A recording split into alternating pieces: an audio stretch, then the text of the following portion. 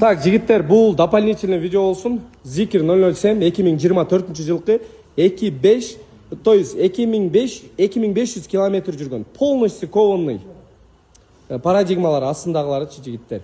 100гө 2-8 секундта чыгат экен. Получается 3гө дагы жетпей чыгат. Мында 360 эмес, 1500 камера болсо керек негизи. Бардык нерсени окуйт. Анан салон полностью алькантара. Кыскасы жигиттер, акустикаларда Yamaha, спорт режимдеринде сиденьяларды кучактайт экен. Сиденьялары эм компетишндикine окшош, бирок ал алькантара эмес.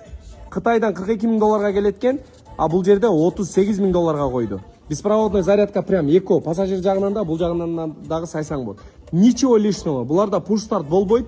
Только мына стептикine окшоп эле ылдый тартып койсоңар болду. Мына жалпак сөз менен түшүндүргөндө. Ата комплектациянын бардыгы ошол экранын ичинде камтылган. Проекциялы обои абсолютно бар. Болду эми мактай турган жерлери. Машина ушунчалык эле болот го дейм. Бир G05'ын акчасында да жигиттер 38 000 долларга койсо, Кыргызстанда жалгыз бир штук. Пожалуйста. Мен ушул Zikr 9X деген, 9X дегенден заказ бердим.